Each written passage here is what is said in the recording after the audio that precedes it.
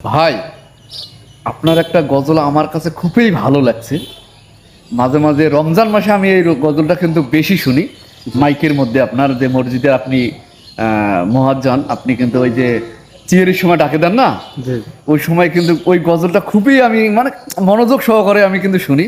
বাড়ি যেতে মানে 1 কিলোমিটার আমার এই মসজিদ থেকে, খুব সুন্দর শোনা যায়। ওই গজলটা একটু বলেন তো। আসসালামু আলাইকুম রহমতুল্লাহি ওয়া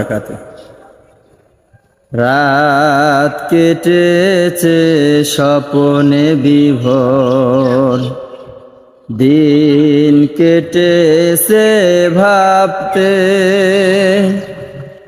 কতটা সময় লাগবে তোমার দিনের পথে আসতে,